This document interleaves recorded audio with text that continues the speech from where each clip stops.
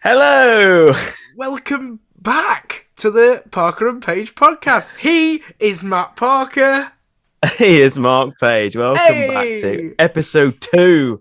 That's Episode right. 2. We Who'd have weren't thunk it? cancelled. Nobody hated us too much that they cut the plug. No, Snip, snip. No, we're we're back. back. We are back. Happy. Mark, how have you been? I've been good. I'm off work for a week, so I've been in a very He's off. jolly mood. He's in a jolly mood. Yeah, I'm off work for a week now, so I've just been seeing some friends and catching up on some video editing and photo editing. I'll tell you where I went. In Sheffield, they got a new crazy golf place called Oh, yeah. Golf Fang. It's called. It Fang. used to be, like Ghetto Golf. There's something called Ghetto Golf. It used to be that. Right. And that was in, that's in Sheffield. But every, sort of hole is based on, a different movie or, a theme. So Okay. one of them's like a Blockbuster video shop. So you actually go inside the video shop. Oh, cool. That's very cool. And then one of them's like a Simpsons one. Mm. And then one of them is like the set of the Jeremy Kyle show. Oh, It's like the actual set. So, yeah. That's the new profile picture. I may insert a picture in somewhere here with that. But yeah, it's very cool. I went there. That was good fun. Nice. Pretty decent. Yeah, it's good. Yeah, good. What about you? What have you been doing? What I've been doing? I've been working at Time Fracture. But here's the kicker, innit, Matt? Go on, tell the people. Here's the kicker. Unfortunately, I'm sure I'm sure everyone is aware. It's common knowledge now. It's been online on it. Yeah, it is shutting this coming Sunday, which is, let's get the date up because I'm not very good with this. Where are we? There we are. The 5th of June will be the final Time Fracture mission into Unit Base, Davies Street, Blacksite, London. But they have said this is the final London missions. I saw that on Twitter and I was like, you sneaky people. Sneaky. So keep your eyes peeled, folks. I cannot divulge information that I may have, but look out for another city, perhaps somewhere up else. north. We do interlude. Yes. Lovely. Have you met my mate George yet? I have. Hello, George. He's a good lad, listen. isn't he? He told me. He's a good had a lad. listen. He's a good lad. Hello, This is for you George. then, George. Yes. Shout out I can to remember you. me and George made he's still on YouTube somewhere. We made a Doctor Who fan film years ago, Right. and he played Captain Jack, and it was very good. It was good fun, but because it was back in the day, it looked like it was filmed on a potato. Brilliant. So everyone looked very blurry, and the sound quality was terrible. You had But yes, 10 pixels per literally 20 frames. It's in the ether somewhere. So yes, George is currently working on Time Fracture as well. He's is he stage manager, assistant stage manager, something like that. Something like that. George, what do you do? What do you do, George? No. When I saw him, he had some overalls on and was just stood there going, "Through you go. See you in a bit." That's pretty much what he does. No, he does a lot more than that. He does a lot more than that. We all know it. We're only We all know taking the mick, George. It's because you listen. We have to rinse you now because you're a regular listener. I bet he can't wait for this. I bet he's like, oh, what are them two going on about now? But no, very good. It's very sad it's closing. It was a brilliant experience, but as we say, stay tuned for another city elsewhere. Look out for them socials. It'll be announced on the... Well, I'm not sure when, but keep an eye out. But yeah, so unfortunately that's closing, but I have been working there. It's been lovely. There's some great fans coming along in cosplay and people recognising me from my cosplay page and things, amazing. Which is quite funny. But yeah, no, it's really cool. So yeah, if you can get down in this final week, I mean, I don't know when this is going out. We're not sure, but if it goes out before the end date, try and get some tickets. Come and say hello if I'm there. Would be cool. But yeah, very sad indeed. But and if you have been to see it, not to spoil it for anybody else, but if you have been to see it, let us know in the comments and just give us a kind of review, but without ruining anything. But just let us know, what if you enjoyed it and what you liked about it. But yeah, very sad, but very good that it happened, and very good that you was in it. And it's brilliant. Perhaps once it has closed, perhaps we could do an in-depth review of our experiences. I like it. Very good. Yeah, which would be very cool. Very good. Anywho. Ha! All the puns here for you. What's it time for now, Matthew? What's it time for? Let's have a look at the cheeky list. Oh, it's time for our new segment. It's time for Tea Time TV.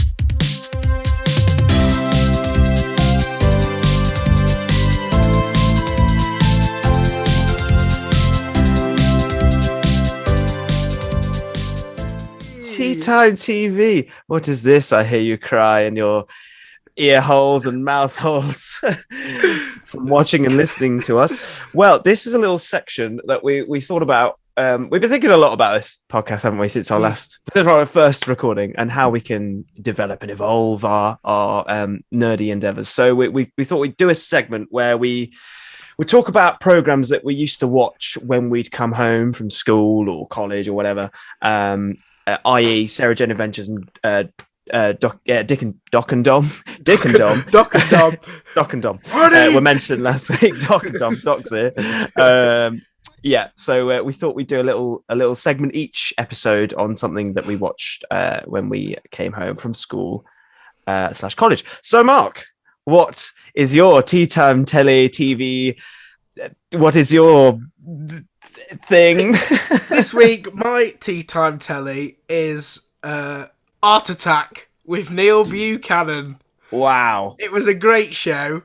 It was on CITV, the sort of second place banana to CBBC. But it was brilliant. I used to love it. Art Attack with Neil Buchanan. The titles, as soon as you heard the music, you knew what it was. An iconic theme. Then they'd have paint flying everywhere. Yeah. And paintbrush rolling around the floor. Crap graphics. Literally was like 1980s. This was like 2001 and it felt like it was made in the 80s. It was brilliant.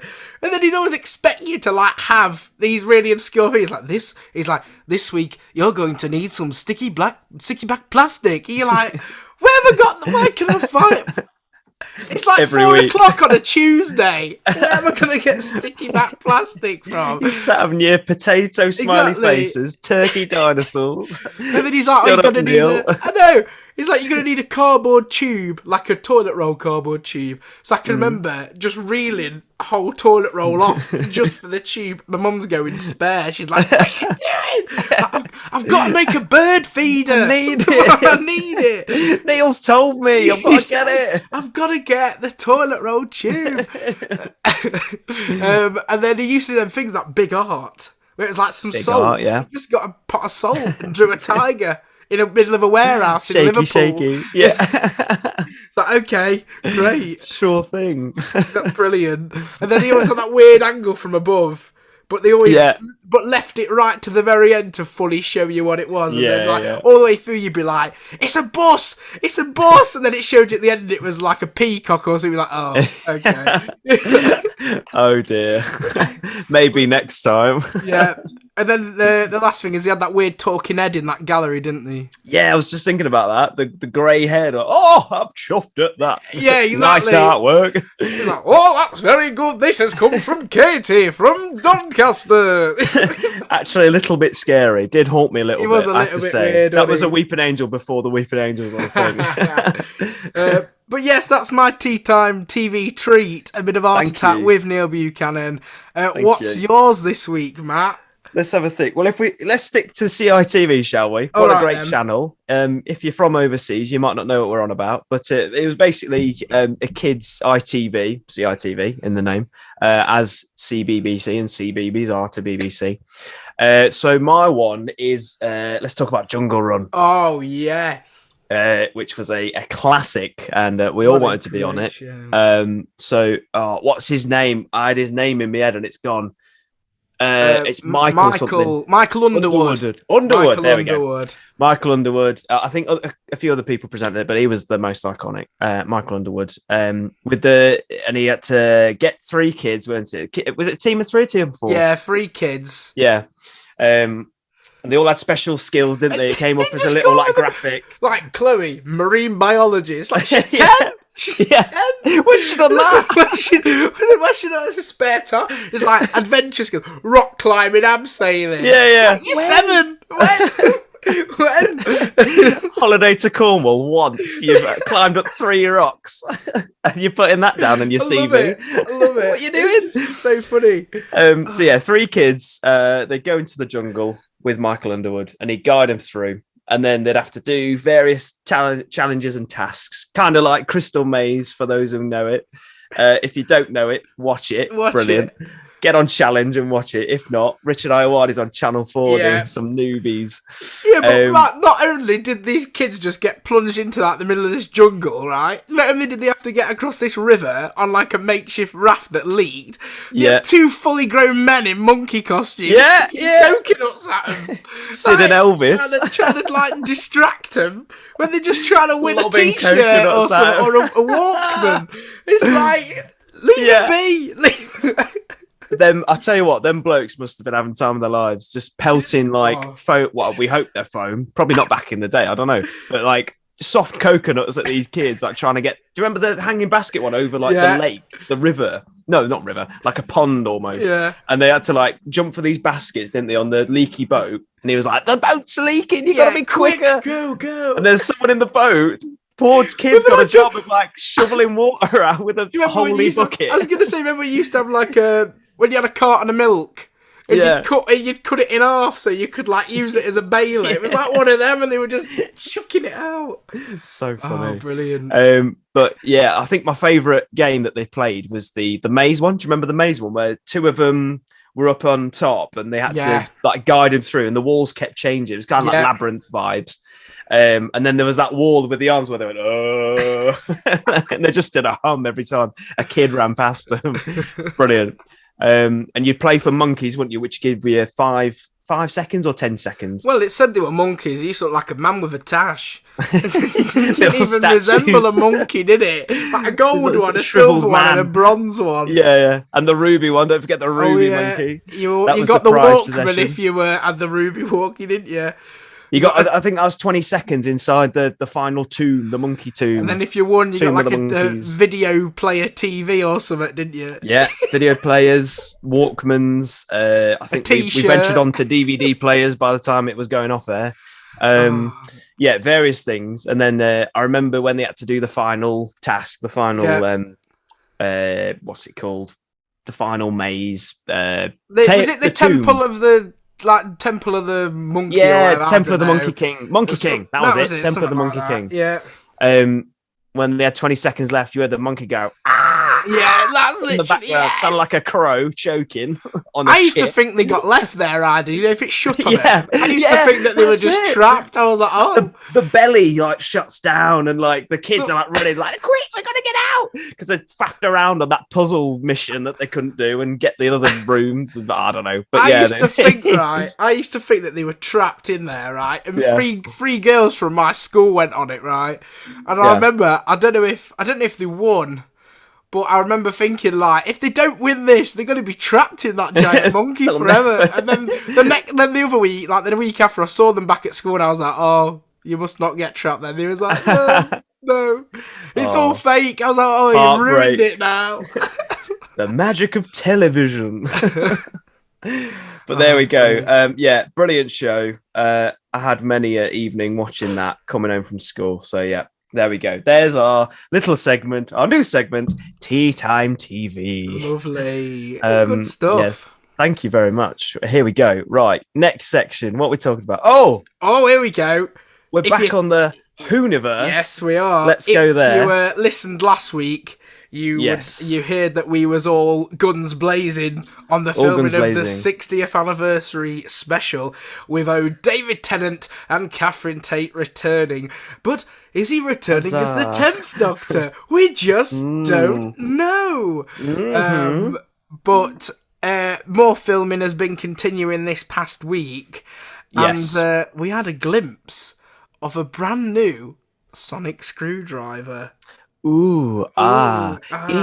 Shiny, blue, looks a bit like a whisk, shiny. It's very interesting, isn't it? Because It the is. more filming pictures we see, the more I'm convinced it's not the 10th Doctor as we know him. Yeah. Oh, it's not David Tennant playing the 10th Doctor as we know him. It's definitely a newer or an older, maybe, incarnation of the Doctor with his new suit, riffing off his old look. Yeah. And yeah, this new Sonic. Excuse me. Do you remember that? The wine is already making its way down. Excuse me, everyone. Do you remember that? That's not in the bloopers. That's in. That's it. Do you remember that set where you could make your own sonic screwdriver?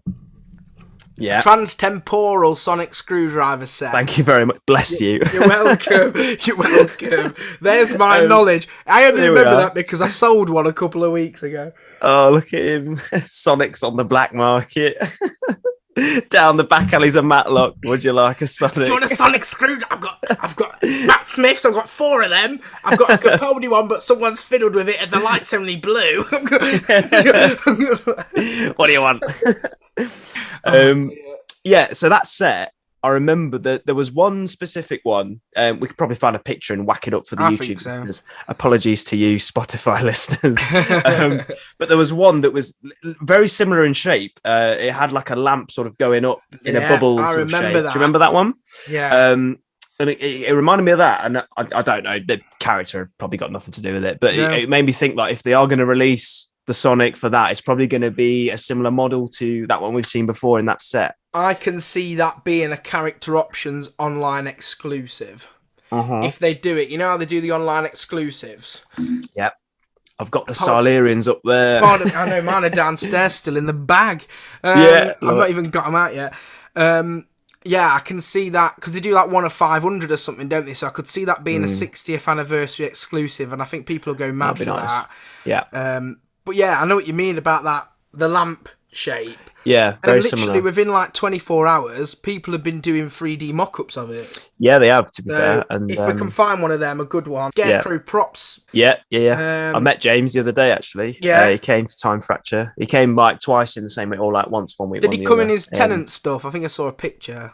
Yeah, came his Tennant stuff. Yeah. He's a very cool guy. He does a lot of cool props, cool stuff. Go and have a look at him on Insta. Yeah, he actually helped with a lot of the props in Time Fracture. So a lot of the props you see in there are to do with him in some way. I'm not sure. James, if you're listening, I'm sorry. I don't know what you did or what you didn't do. James, if you're listening, great. Let's get you on the show one week, mate. If you are listening, it'd be nice to chat to you if you're up for it. If this ever reaches your ear holes or your eye holes, we might even put a link to his. Has he got a YouTube channel? If we're talking about, we'll link him somewhere, Instagram or YouTube. We'll link him somehow in the comments. And he's also recently ID'd the new Converse that David Tennant are wearing, which is wearing. Sorry, blooming furious about because I've just forked out 60 quid to buy a new pair of the blooming cream ones. Got it. Because I'm thinking, the 60th Tennant's coming back, thinking he'll be there in the usual suit and gubbins, and he rocks up, whole new suit, brand new bloody olive green Converse or whatever. So I'm a bit mad about that. I might just paint them green and be done with it. But they're not the high tops, are they? They are. I'm sure they are like the normal shoe version. I know he showed the. Well, from the pictures I've seen, from where Tennant's been walking about and stuff, it looks like they cut off at the bottom. You know how like the normal shoe Converse look. So it looks like they're just the pimp sole. Really? The pimp sole, like, green Converse. Yeah, that's what I sort of picked out from it. Because I sort of noticed it looked a bit different, and I thought they were just like the pimp sole green ones. I don't know. I could be wrong, but that's what it looked like to me. But I don't know. They look a bit shorter than the usual ones. I think they're high tops. I think. Yeah. But obviously it's not mistaken. It's not 100% clear, but yeah. No, we'll see. We'll see. Just from that one filming picture, they did look slightly different, so I wasn't quite sure. But it could be the cut of the trousers. Yeah, perhaps. It could be the cut of the trousers. Yeah. Who knows? Who knows? Right. Yes, back into it. As well as that, we've seen the new Rose on set, Yasmin Finney. Yasmin Finney is on set in Camden. Was on set in Camden. There's been a bit of uproar, right? People have been arguing, oh, she's a new Rose Tyler. And I'm like, if you read the blooming comments, you'll see that it's Donna's daughter. Everyone's just been kicking off a bit.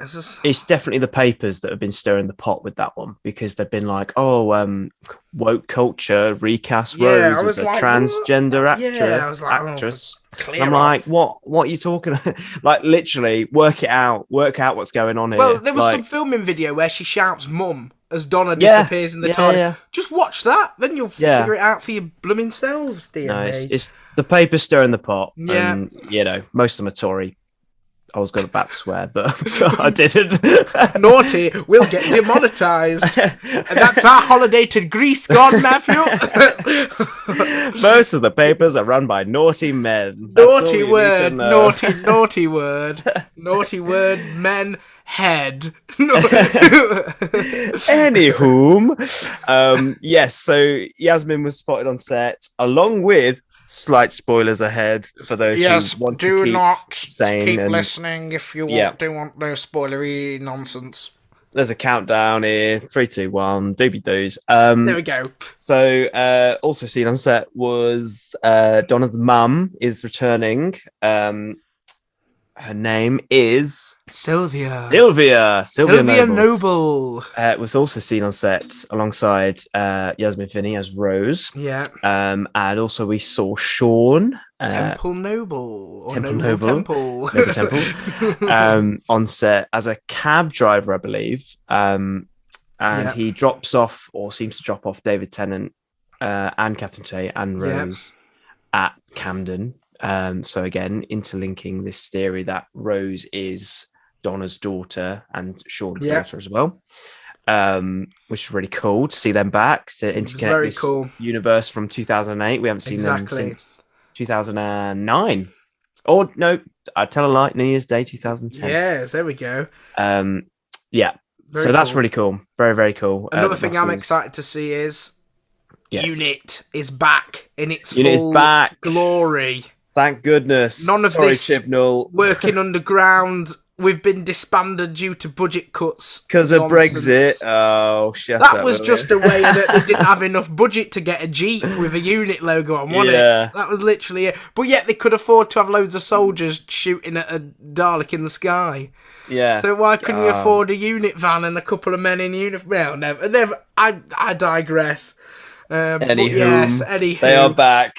And they look like American footballers. Yeah, they're well padded this time. They are. I don't know, there must be a special unit of unit. See what I did there? I did.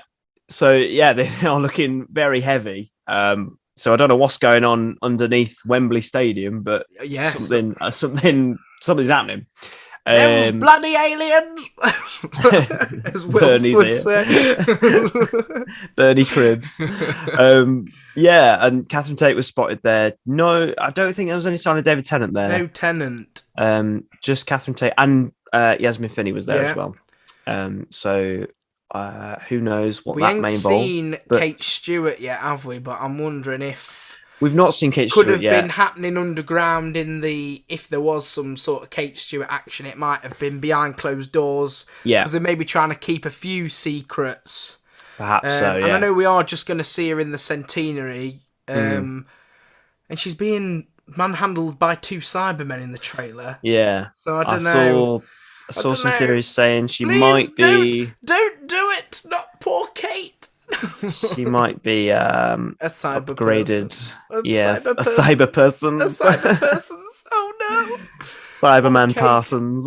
Or Kate Stewart. Well, let's hope not, but we don't know. Bring back Osgood.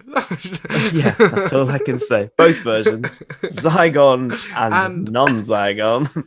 Just kiss a Zygon. Big red rubbery thing. Covered in suckers, venom sex in the tongue. Getting the point, thanks. Great episode. It was a great episode. It is. I hope we get some of that action in the 60s. I can remember we watched that at your house, eating fish and chips. We did, because we had a bloody pantomime on that day. I couldn't believe it. And your dad started crying when Tom Baker rocks up, and I just looked across at your dad, and he was just a mess. I was like, oh, what a man. Look how much this means. Yeah. My dad's been watching Doctor Who since the John Pertwee era, and he's his favourite Doctor. So yeah, and obviously Tom is a close second, I think. So to see him back meant a hell of a lot. Like, well, it meant a hell of a lot to everyone, I'm sure. But yeah, in that moment, like my dad was just in bits because he just thought I was like perfect. It was very good. 50th. And touching on that as well, maybe this whole Tennant thing is like what the curator said, you know, few of the old favourites. Yeah, you know, yeah, that would make sense. Yeah. Few of the old favourites, who knows? Yeah. But yes, it's all kicking off. There's been a few things saying that they're filming. I don't know if you've seen this, Matt. There's been a letter sent to these residents on a street in Cardiff. Yeah, for early July filming. Overnight filming, and there's going to be like tanks and cars and gunfire and all sorts. So I think we're getting some proper hardcore unit action on this street, which is what we've missed really. We ain't seen really any of that with the Whittaker era, have we? Not proper like full on shootout. That's what thinking about the RTD era, like that's one of the great, like he had like the spectacle of that. Like I think about Army of Ghosts, Doomsday, with like the Cybermen, the Daleks, like and the army against all them, and then you've got like Sontaran Stratagem, Poison Sky, so like good, great, like all like big battles, like big shootouts, and like even his concept for Stolen Earth, where the Jadoon were going to come with. I know, Doctor but then it just didn't happen. Fight the Daleks, which would have been amazing. It would have been sick. So cool. Jadoon, the whole Shadow Proclamation versus the Daleks. Would have been awesome. Giving it some budget. Go, bang! Giving it some old blasting. I love it. Imagine Jadoon like rhino horning fucking Daleks. In the eye hole. In the eye. Yeah. Was that a naughty word there, Matthew? Bleep. Whoopsie. I'm going to put a chicken's or a cockerel's cock-a-doodle-doo over that bit. That'll do. Or I might do a dick and dump. Ooh! Over the top or something. Okay. We are labelled as explicit. We are, to be fair. It's not for kids. Not for kids. If there is some swears that slip out. But yeah, rhino horning right in the blooming eye hole. Yeah, that'd be cool. Come on, Russell. I cannot see. It's like, go. Brilliant. Oh, it'd be great. But yes, so that is the filming so far. I don't think there's been much else. There's, like I say, there's this big fight scene on a street coming up soon, but I've not really heard much more. I've just seen I've seen a letter that they've sent to residents, just saying that there's going to be a big old fight scene on a street. So they're trying to move all the cars out, and it could go on to the early hours of the morning. So who knows about that? When we know more about that, and if we see some pictures, we'll chuck them up there. Definitely, yeah. I think there's been some filming at a power station in Wales somewhere recently, but like no public access, so no more like leaked pictures or anything like that to report really. But yeah, we will keep our beady eyes on the internet or Twitter as per, and if we find anything else, it will be in the next episode. Matt, I hear you got something else to talk to us about on the Doctor Who front. What is that? So, off the back of Time Fracture closing, very sad news indeed, we do have a new museum already open in Liverpool, called Doctor Who, the World of Wonder? Worlds of Wonder. Thank you very much. Yes, so this is a new museum that's meant to tie in where science fiction meets science fact. So it's a lot of props and costumes, original props and costumes from the BBC archives, and they're being put on display. I've seen many pictures on Twitter and on their own page, on the Liverpool Museum's own page, and it looks really, really cool. It looks really wonderful. They've done a whole feature that was not future. And just in case people are worried that like, oh, it's just a little section in a museum, it won't be much. Apparently it is quite a big section. It's I wouldn't say it's obviously as big as like the Experience, for example, but I've heard it is quite vast, and it has a lot of costumes and props from original series, new series, and even up to the most recent episode, Legends of the Sea Devils. There's a whole Sea Devil from that episode there, which is really cool. but yeah, they sort of echoed the experience as well in a way, because I've seen an image of the Sonics all in that sort of glass cabinet. Yes, I've seen that. Look at, which is really cool. I always love that bit of the experience, to see how these Sonics evolved, which is really nice. You're right there, dear. I am. The Budweiser has happened like the wine. It's working. I know. But we were saying, weren't we, that we were planning on doing a few more sort of vlog-like videos. Yes, so perhaps a little field trip. We're going to take a trip to Liverpool. And I think we're going to go to the museum. And then we might just go and see some filming locations from when there was Dan. Yeah, from Dan's era. From Flux onwards, so I've had a quick look. So it's running from the 27th of May, which is already gone, obviously, running to the 30th of October this year. And tickets are, let's have a look. So adults are £14. Concessions, including seniors over 60, students and job seekers, are £13 each. Then you have a disabled person ticket, which is £13 each, and you can get a companion ticket with that as well. And then children 6 to 17 is £8 a ticket. Nice. And then disabled children, £8 a ticket. Under 5s go free. And then if you're a member, you get some sort of discount as well, I believe. A member of the London Liverpool Museum organisation, or something other than that. But yeah, if you want to have a look, we'll probably put a link below in the YouTube. But yeah, if you just search in Google Liverpool Museum Doctor Who, I'm sure it'll come up for you. But yeah, it looks really cool. Very exciting that there's some extended exhibition that's existing for Doctor Who, because we've sort of had a bit of a here and there since the experience shot in 2017, 2018. Around there in Cardiff. I never actually went to that experience, you know. You never went? I never went to that one. I went to the one that was in the Red Dragon Centre. I don't know if you remember that one. It was in that shopping centre. It was a really small sort of, like, it was kind of like a small museum, but it had been custom built for Doctor Who. Okay. And it was Cardiff Bay. There's like you know, like how in Chesterfield they've got that bit where there's like Palmland, Debenhams, Currys. Yeah. It was like one of them. Right. But then there was like this little shopping centre. And inside that, there was like a purpose-built sort of... It was like a round sort of like building. Okay. And it was like called Doctor Who... That might have been called Doctor Who Experience. It was called something like that. Yeah. And that was like it was from series 1 and 2, that was. It was just the series 1 and 2 stuff. And a couple of classic bits. But yeah, it was like the proper costumes and bits from series 1 and 2.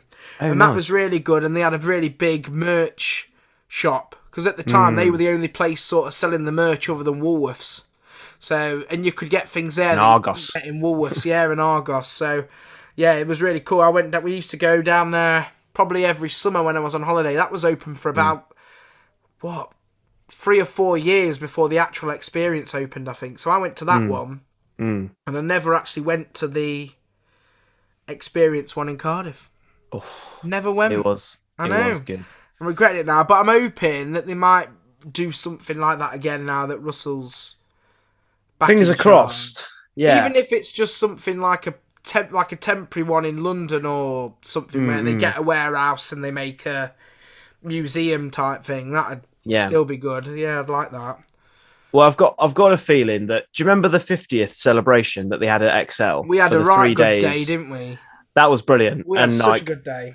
I think they've got to do something similar to that. Or you... Rob on the escalator. So we have... Do we tell this story? Okay. All the way down. It was great. Oh, it's funny. We had a friend called Rob back in the day. He might be listening. Rob, if you're listening, hello, mate. How you doing? We'll get you on. We'll get you on. Talk about this for your own sins. It was great. It was great. Yeah, so we all went down, big group of us, me and Mark included, obviously, my dad as well. And we had a friend called Rob from college, and he was a big Doctor Who fan. He went as Christopher Eccleston, didn't he? He shaved his head. He did. He went all out, didn't he? He shaved his head to look like Chris. He went all out. Brilliant. He had leather jacket on, purple jumper underneath. He looked really looking good, the part. You were 10, I was 11. Yeah. Anyway, so we all went down, and we got to St Pancras International, and we're coming down the escalators. Little did we know, Rob had a phobia of escalators. so we all whizzed down. We all whizzed down. Happy days. We get to the bottom. We look around. Where's Rob? He's at the top, clinging on for dear life. Look. Well, when I was watching it looked as if he was coming down in slow motion. Honestly, that's how long it looked like it took for him to get from the top to the bottom. Top to bottom. Clinging on, he was like this.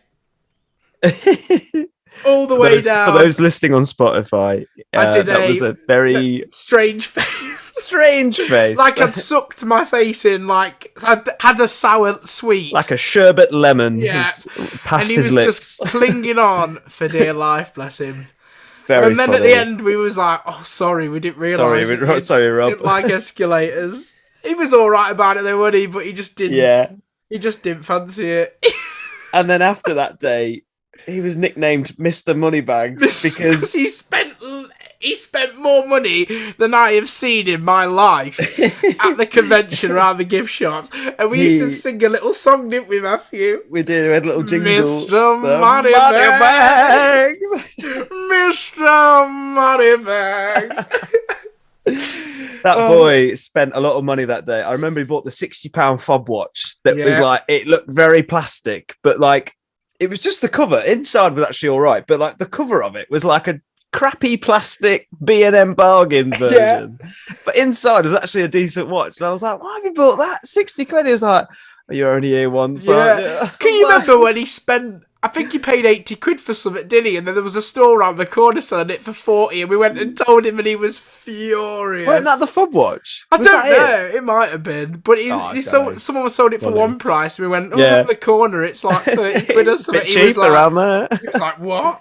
I remember I had to ring my mum to ask her if I could spend 60 quid on the Universal Tenant Sonic. Oh, yeah, Mum, I've seen a Sonic. Can I have it, please? She's like, well, it's your money. And I was just, but I had Hooray! to spend a bit of cash, and he's just there like... He's love it.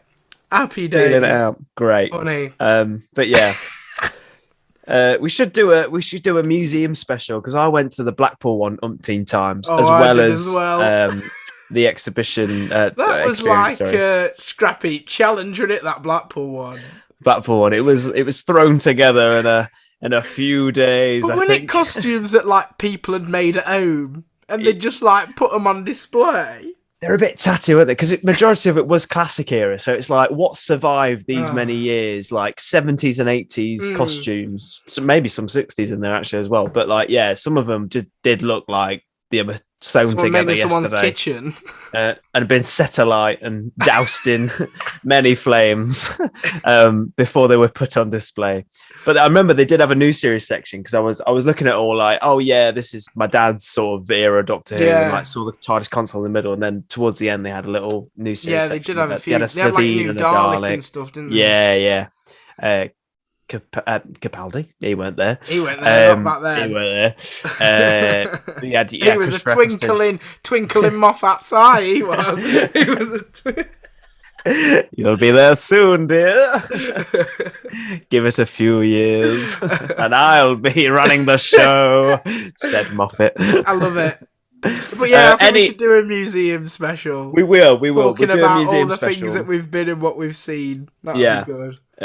Anyway, Liverpool, get yourself down there. Tickets. Have a little look. Tell us what you think if you've already been. They've got the face of blooming Bow. Go and see the face. Yeah, I haven't seen massive that. Face of Bow. There's a behind the scenes video.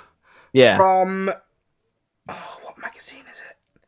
It's a certain magazine. They went and did a behind the scenes thing, and they did a video. And there's like the face of Bow. There's Cassandra. There's all Cassandra. Sorts. Yeah. Is I believe it's the frame, and they've got the skin, and they've got a projection on it, and Zoe Wanamaker has reprised her role to do new lines and new content as Cassandra. So when you go, you can actually like hear her voice again, which is really, really cool. That's awesome. And I believe Mark Gatiss has done a audio tour of the museum. Oh, so when you go, cool. you can wear headphones and like it guides you around. He guides you around and talks about different props and things. So that's really cool. So yeah, get down there, get your tickets because I'm sure it's going to be great. So yeah, get down before October this year. Awesome. Get yourselves there. Right now, Mark, I see you wearing a Hellfire Club T-shirt, jersey, jumper, thingy, majoggy. Yes. What's that from? Why are you wearing it? Where'd you get it? What's going on? This is from, if you've not seen it yet, sorry. This is from Stranger Things Series 4, and it is the D&D club that Dustin, Mike, and the new character Eddie are part of in Stranger Things Series 4. There's a few other people in there, but I've not really paid attention to catch their names. Yeah. And Lucas sort of dips his toe in. Yeah, Lucas has a go. And then there's a extra member who they have to draft in at the last minute, but I won't ruin that because that's quite funny when that happens. Yeah, that's a good scene. This is from Stranger Things Series 4. This is the D&D club that they make and they all take part in. And this was from Primark. Hey! At the minute, Primark have got a huge Stranger Things collection going on. They've got the Hawkins Tigers basketball shirts, and they've got like the bomber jackets that the basketball team wear and stuff like that. A few other different bits and pieces, just things that say like Hawkins and like 1985 or 1986 or whatever. So they've got a few cool bits. But I saw this and it was like it's literally exact replica of the one from the show. So I thought that's awesome. So I got to pick one of them. And this was only a tenner. Oh, nice. £10. So very reasonable. Can't go wrong. Pretty cool. But yeah, that's from Stranger Things Series 4. But showing off things that we've got, Matt, that brings us on to another new segment, doesn't it? It does indeed. And you see me segue there. That was nice. I like that. Thank you. You can stay. This is time for a new segment we like to call Collector's Corner.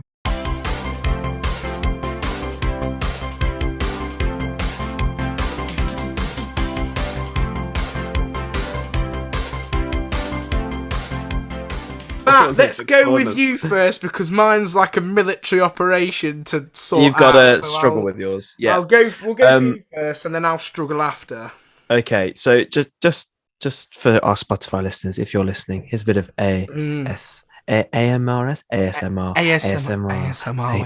Speak like this into the microphone. Speak like this. So for our ASMR viewers, if you'd like to switch over to our YouTube channel and maybe fast forward to this bit where we're talking a little quieter, and then you'll see visuals. Oh yes, here's a little tippy tappy on a glass of beer. Your camera shifted a lot there. Right, fast forward to this bit, and you'll see visuals of what we're talking about because it's not going to be any fun for you to listen to this and not see what we have. So, because they're very cool. Corner. Very cool. Collector's Corner. We decided to do this little section because we're nerds and we have a lot of merchandise and collectibles and things we collected over the years, just probably gathering dust on our shelves. But we spend our good hard-earned cash on these things, so we need to show them off to someone. It's things that we've sort of made or created or put together, isn't it, this week? Yes. So it's things that we've worked hard on to replicate or reproduce or restore. Just a disclaimer, Mark's worked a lot harder on his than I have on mine, just to put that out there, because I'll show you what mine is. So as some of you may know, I do cosplay the 11th Doctor on occasion. I do have a cosplay page. I haven't really posted on it in a while other than to promote this podcast recently, but it is still there, the Parker Nerd, if you want to go follow it. And at one point, I was on a sort of cosplay rush where I was trying to get as many variants of the 11th Doctor together as I could. And one of my favourite season of New Who is Series 5. Really love Matt Smith's first season. I think it's just well-rounded and great. So in the two-parter, The Hungry Earth and the Cold Blood, towards the end of the end episode, Cold Blood, we see Matt Smith reach his hand into the crack in space and time that's been plaguing his first series, and he's wondering what's going on and why. And right at the end, it's revealed that he pulled out a segment or a fragment of an exploded TARDIS, seemingly. And that's what causes the explosion. So, I wanted to put this variant together, which is obviously his usual Series 5 get-up, plus the TARDIS shrapnel prop. So I had a quick search on the internet for stuff, and I found a guy on eBay who'd 3D printed this piece, and it's really awesome. So I'm going to show you the one first that I mocked up, painted. So I'm not really a proppy guy. I'm not really like a painter that much, but I did this during the second lockdown, and I think it was a pretty good job. So I'll just quickly show you. Here it is. Oh, nice! I like that. So so it came. I have another example. So here's how it came. Oh, nice. So it's just a 3D printed 3D printed piece. That came like this, came all grey. And then basically got some plastic acrylic paints and painted out, not the back, just the front there. Very nice. So I did like basic block colors. So for this bit here, I did the blue, the TARDIS blue, and then this bit was all white, and then this bit I started to go over in black, and then I've just sort of added a dirty wash around here to add the explosion effect, and then some greying up here as well. And I also bought a screen accurate hanky to go with it, which he reaches into the crack with. So I display it kind of like this, which is cool. That's very cool. Yeah, so that's that one. But basically, you're probably wondering why I've got two of these things, not just to show them off for this. But basically, I painted this up and I sent a picture to the guy on eBay, and I was like, hey, man, look, I just thought I'd show you what I'd done with this. And he was so impressed by this that he sent me a second version. And he was like, oh, my God, that's so awesome, because it's very minor. But the detailing of the wood here is a little bit different to the one here. Oh, yeah, look at that. I don't know if you can see that. But that one actually looks, you know, the one you've painted? Yeah. That one actually does look like, you can kind of tell that has been sort of 3D printed because of the texture of the cracks on the top. Sure. But you know, that new one that you've got, that does actually really look like a wood effect. Yeah. So when you paint that up, that's going to look top drawer. So, as you probably gathered, I'm yet to paint this one up. That's going to look sick. But that one looks really good for your display. Yeah, this was prototype display, and then this one can be awesome cosplay, like in action, with to cons or whatever. Awesome. So, there we go. So, my collector's corner for this week is this painted up piece of the TARDIS, which I believe is, thank you very much for the little applause there. You're welcome. And I believe it's size accurate as well to an actual TARDIS prop. So it'd be cool to get a picture at a con with a TARDIS to place it up against it like he does in the episode. Yeah. But why don't you do it at work? I could do it at work before time Ratchet closes. Do. Not to give anything away. There may be a TARDIS there. Who knows? Who knows? It is Doctor Who after all.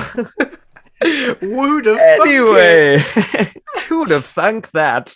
Right, so Right, Mark, your turn. God. Please show me your collector's corner item that you have made. Is a right old blooming faff. Right, let me show you. So this is mine. Let me see if I can get it. Quick reminder that Mark's is definitely more impressive than mine, so we've saved the best till last. Right, this is mine. Wow. This is my Proton Pack from Ghostbusters. It's modelled on the one from Ghostbusters 1, I believe, the first Ghostbusters. There are things that are slightly different to each one. No pack was the same on the movie, because they was all slightly different, because they were cobbled together with bits and pieces they can find. This is by nowhere near screen accurate at the minute. I'm going to take some bits off, redo some bits. It did light up, but I think my battery pack is knackered. And my overall load for the battery I'm using is a bit too much, so it doesn't quite light up just yet. The gun that I made, that I've kind of just stuck on the side, That lights up. Where is the button for that? There is a button somewhere. There you go. Aha! There you are, look. That lights up. There you go. Love it. I built this. Ooh. Last year, I probably started about this time last year, and I completely finished it probably October, maybe a couple of weeks before Ghostbusters Afterlife come out. So it was a long process. It's a foam shell, so I went and got some foam sheeting. Some bits are like original cast pieces from like actual proton packs that are like resin that people have made. So this bit here, which is called the shock mount, I believe. I had to learn all this technical jargon when I was Googling and looking for things. This is the shock mount. That was a proper cast from one from the film, and that's like a resin 3D printed piece. The clippered valve. Now, I just made this out of like one of them hotel shampoo bottles. Because if you actually want one, you're paying about 60, 70 quid just for one. And this thing has about 3 of them. It's got one here, it's got one on the gun, and I think there is meant to be one somewhere else. This is a reproduction of the actual rainbow ribbon cable that was used on the original Ghostbusters. Is that Ghostbusters 1 or Ghostbusters 2? I can't remember. I had to just sort of deal with what I could get at the time. This is 3D printed as well. This sort of shock mount thing that's on this plastic pipe, that's a 3D printed piece. And other stuff was just bits and bobs I found around the house. That's them plastic wallet binder things. Oh yeah. So's that as well, that blue one. It's just sort of foam. It's very lightweight. It did have straps on it, but at the minute, as you can see, I'm in the process of like gutting it, rewiring it all, taking some bits off. These bits here, they're not quite accurate. I've actually got some, it's in my drawer here, I can't bother to get it out, but I've got some thin blue pipe now that's like this. Yeah. But like really thin stuff. So that's going to go onto there and onto this bit as well and be painted black. So there's a couple of bits that need updating. But yeah, other than that, that is my Ghostbusters Proton Pack. It is, I think it's screen accurate size as well. Yeah. And that is my collector's corner item for this week. There we go. And it can applause. It can sit over there for the time being, like that. There we go. Lovely. Awesome, mate. Yeah, that's that for this week. Very cool. Tune in next week or the week after that for more collector's items. Yeah. Next week, we may have to do maybe Doctor Who related. Oh, we got loads. We've got a Doctor Who related. Mine will be. You've got loads of other bits and bobs, haven't you? I might do something Doctor Who related. You've got more than me. Dear me, you've got loads. We'll see. We'll see what we got. Right. So, Matt, you went on a jolly the other day. Where did you go to the other day? Where did I go? Ooh, travelling. What's going on Travelled down the road to a big convention centre. Ooh, this looks cool. So I went to MCM Comic Con London, the spring version of it. It was busy, to say it in one word. So it was really cool to be there. I went with my girlfriend and my flatmate. And yeah, we really enjoyed ourselves. We went on the Friday, so I heard Saturday and Sunday were hell on earth, especially Saturday. I heard it was like 50,000 people crammed into the XL Centre, which if you've been there it's very big, of course, but with 50,000 people in there, it's like you're moving around like sardines. Apparently it was awful, but on the Friday, I have to say it was pretty good. A lot of, I have to say, for a Comic Con, there was a lot of anime and manga, which I'm not against, of course. I know it's got a big fan base, but I think I only found like at least 3 actual comic book stalls. Really? And then a load of pop stalls, like pop vinyl figures. Yeah. A few like action figure stalls. They had a few Doctor Who stuff, bits and bobs there. I did cosplay as the 11th Doctor, for those who are interested. Yes. I'll probably whack a picture up on there. Actually, I don't blow my own trumpet very often, but when I do, it sounds a little bit like this. So I put a picture on Instagram and I hashtagged MCM and MCM London and Comic Con and all this. Yep. at MCM as well. And the photo has got over 2,700 likes. Hey, that's not bad. Like, I know that's not like viral standard or whatever, but for me, small town, it's something. Hey, it's something. Come on, hey, come that's on. something. Let's not beat around the bush. That's something. I was like, wow, that's good for me. I'm happy with that. But that's just me. I'm happy at the smallest thing. Love it. Anyway, so yeah, it was pretty good. I sat and watched a panel. It was to do with voice actors. The guy who voices the Red Skull in Endgame and Ultron in the Marvel What If series. Oh on yeah, Disney Plus. yeah. So he was there chatting about stuff, which is cool. And then I caught a glimpse of Secret Cinema promoting Guardians of the Galaxy as well. They were giving away free tickets for that all weekend. If you just danced about a bit and made yourself look silly, you got some free tickets. So yeah, that was good to see promotion for them. But yeah, there's some great cosplayers there, of course, as always. Yeah, it was good. It was good to mention. But yeah, I'm looking forward to Showmasters more, I think, because I prefer Kensington Olympia as a venue. And that's in July, I think, early-ish July. Yeah, so let me know when you're going. I may tag along. This will be good. I may tag along. Content for this. Imagine if we got so good that we could do a Comic-Con special, and we would be at Comic-Con. It's funny because my girlfriend Eb was like, "Why don't you apply to be like a press pass as your podcast?" Yeah. And I was like, well, I could. But then I went on the form to fill it out and it's like, you need at least 3 examples of work. So once we've done at least 3 podcasts, then we'll be eligible. I like it. Or a press pass. Press pass. Let's blooming well do it. And then we can record MCM. Shit there. And that'd be awesome. Yeah. And then we could take the mics and actually interview. Yeah. People and stuff. Record on camera and stuff. That'd be good. That's an idea. So we gotta churn out some more. Exactly. Churn out some more work. So Friday was a mad old day. Briefly mentioned it before. Nerds alike. All nerds everywhere was going crazy. We had, what do we have? We had Kenobi. Yep. On Disney Plus. The Disney Plus series. We had Stranger Things Season 4 Part 1 drop on Netflix. We had MCM Comic Con going on in the background. Friday, Saturday, Sunday. I'm missing anything. Oh, and the Doctor Who Museum in Liverpool opened on the Friday as well. Sorry. So yeah, mad old day for nerds. We talked a little bit about Stranger Things season 4 a little bit earlier.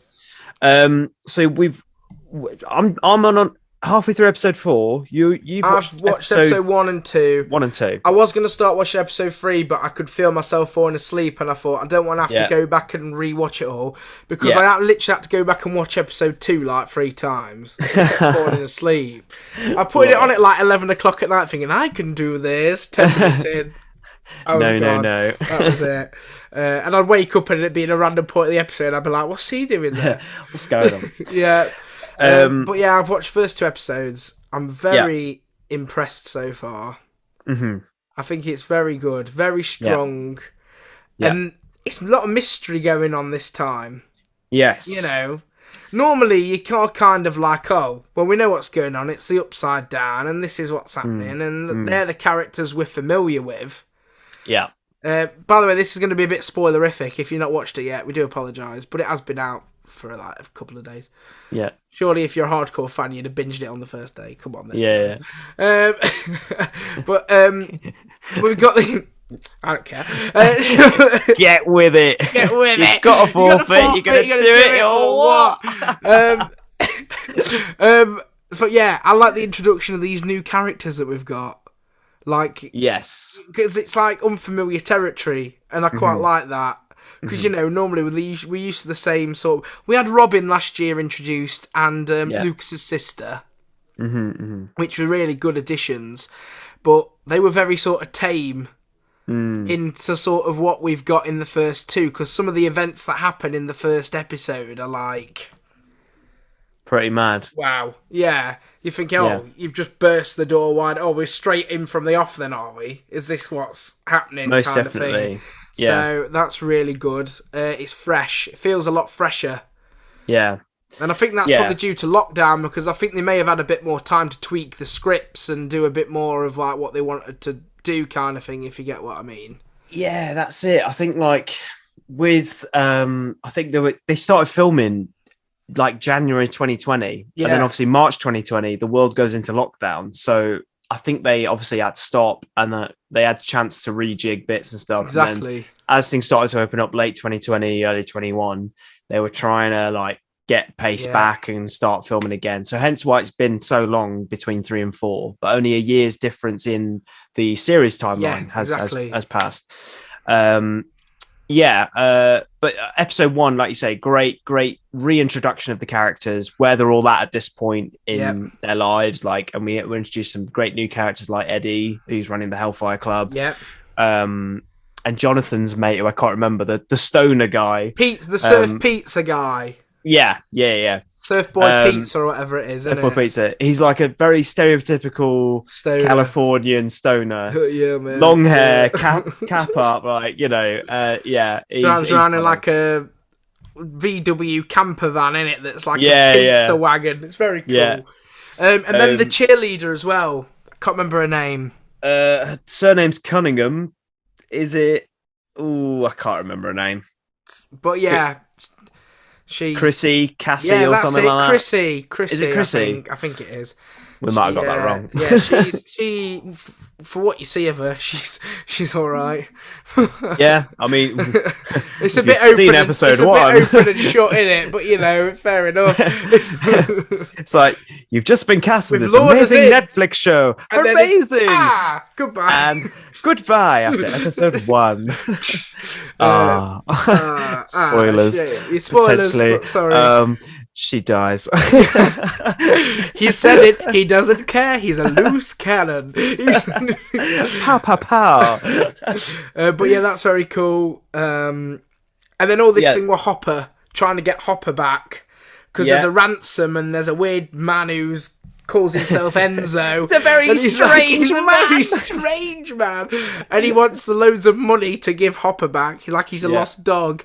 It's great. So there's a lot of mystery going on there. Yeah, and before you Mark, we knew Hopper survived from a teaser trailer they released on Valentine's Day called From Russia with Love back in 2021. So don't come out and go, oh, we didn't know Hopper was alive. It's obvious. Get out. We knew he was going to survive. They can't kill him off. He's like the glue. He's the glue of the series. And I have to say, in episode 4, there's a specific scene. If you've seen it, you know what I'm talking about. But there's a specific scene in Russia that's fucking amazing. Okay. Like, he is literally he's the goat. He's literally gunning through people, and it's amazing. Anyway. That's my little but yeah, so far so good. I'm really enjoying it. My flatmate has seen it all, and he gave it a 7 out of 10 from what we've seen so far. But we've not had the conclusion yet, have we? I'm assuming it's going to end on a bit of a cliffhanger. Yeah, so we've got 7 episodes, I believe, to get through for part 1. And then is it 2 like longish movies or something? There's going to be 3 episodes released on it was early July. I can't remember when specifically. Yeah. But yeah, 3 long episodes. I know the last episode is 2.5 hours long, which is insane. It's like a movie length episode, which is going to be awesome. That's pretty good. I'm sure. But yeah, 3 feature length episodes. I think they're over an hour and a half at least. I think that's minimum. Wow. For the last 3. So yeah, they'll be released early July. So we've got just under a month to wait. Which will be really cool. So yeah, looking forward to them. Looking forward to the rest of the series. Once we'll probably watch the rest of the series by the time we record the next podcast. So we'll be able to talk about part 1 in full. Good fun. Which would be cool. And then hopefully most people have seen it by then. Anyway, cool. So that's Stranger Things season 4, part 1, as we've seen it so far. Yeah, so not only did we get Stranger Things, we got Obi Wan Kenobi as well, which has been very long awaited series. Obi Wan Kenobi. So Ewan McGregor back in the role after, let's think, 2005, 2015, 2020. 17 years? Wow. 17 years. That's quick maths right there, that is. Ewan McGregor back in the role. Amazing to see. And Hayden Christensen, of course, back in the role as Darth Vader, which is awesome because I believe he quit acting after 2005 because he got slated so much by the critics back then. He was at Star Wars Celebration, which, by the way, next year is coming to London. Oh, hello. Did you know this? No. They announced it the other day that they're coming back to Europe, and then they announced it was going to be at XL Centre in London. I was like, amazing. Let's do it. So that'd be awesome to go to. If we could get a press pass for that, that'd be a good one. Come on, Kenobi. We're talking about you. Anyway, so to see them both back and doing interviews and stuff is just amazing. And like say Hayden Christensen coming back as Darth Vader now is so cool to see. The series takes place, I believe it's 10 years after Order 66 has happened. So we're 10 years on. And I think it's only another 6 or 7 years after that will be A New Hope time. Yeah. So Luke is a 10-year-old boy, I believe, at this point. Yeah.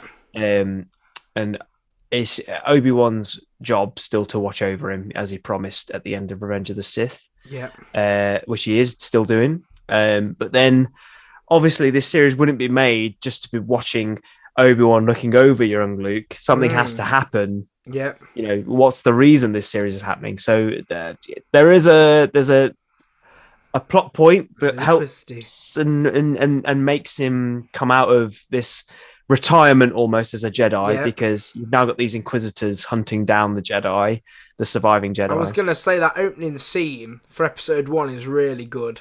Yes. When they go into that cantina and he's trying to, and that.